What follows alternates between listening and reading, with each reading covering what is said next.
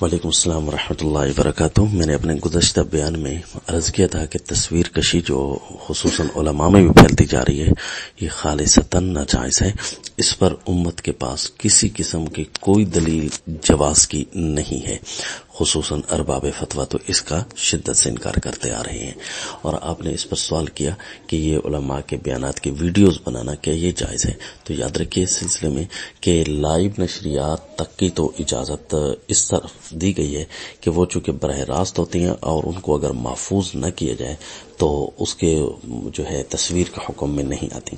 البتہ یہ جو ویڈیو ہوتی ہے تو یہ تو یقیناً تصویر ہی ہوتی ہیں، کیسے کہ کروڑوں سینکڑوں ہزاروں تصویریں لاکھوں تصویریں بیک وقت گردش کرتی ہیں تو وہ ایک ویڈیو بنتی ہے، یعنی ان کی جو بنیاد ہے تو وہ تصویر ہی ہے۔ کروڑوں تصویروں کو جمع کر لیا جائے اور ان کو گردش میں لایا جائے تو وہ پھر ویڈیو بن جاتی ہے۔ لہٰذا ویڈیو کی حرمت کا باقاعدہ اسی طرح حکم ہے، ناجائز ہے، حتیٰ کہ جو علماء کی عام بیانات کی جو ویڈیوز ہیں یہ بھی سرے سے ناجائز ہیں، کیونکہ اس کے جواز کی کوئی بھی دلیل نہیں ہے۔ اگرچہ ہمارے بعض بیانات کے اندر لوگوں نے ویڈیوز بنائی تھی اور ہماری پہلے اس طرف توجہ نہیں تھی، ہم سمجھ رہے تھے کہ شاید اس کے اندر فرق ہے، تصویر ناجائز ہو اور شاید ویڈیو کو درجہ ضرورت کے تحت اسے قرار دے دیا گیا ہو۔ تاہم اب مسئلہ بالکل واضح ہے، اگر ہمارا پچھلا کوئی بھی کسی کے پاس بیان ہو تو ہم باقاعدہ رجوع اللہ کرتے ہیں، توبہ اللہ کرتے ہیں اور ہم صاف اعلان کرتے ہیں کہ ویڈیوز یہ اس کی ہمارے پاس شرعاً جواز کی کوئی بھی دلیل نہیں ہے، اور نہ ہی امت علماء عرب و عجم کے پاس اس کے جواز کا کوئی فتویٰ ہے۔ سب نے اس کی شدت سے ناجائز ہونے کا حکم فرمایا ہے۔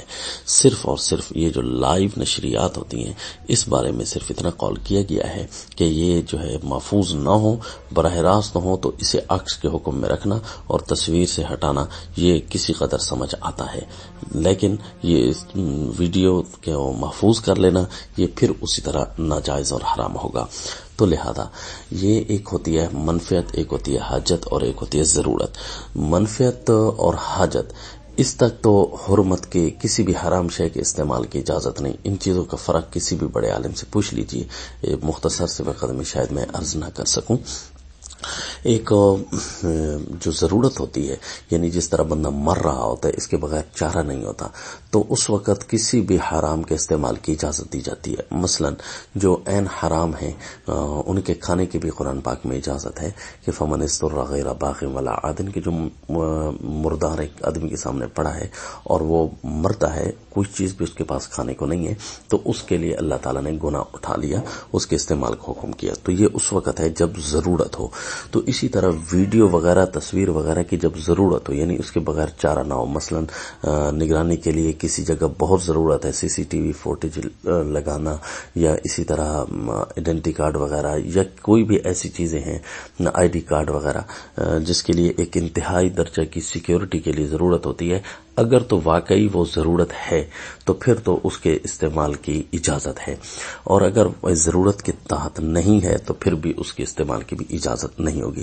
اسی طرح اب تقاریر کے بارے میں کوئی فیصلہ نہیں کیا جا سکتا کہ کوئی تقریر ایسی بھی ہوتی ہے جو قاعدہ ضرورت کے تحت داخل ہو جاتی ہے کہ جس میں کفر کے ساتھ اس کے علاوہ جو ہے مقابلہ کرنے کی اجازت نہیں ہوتی۔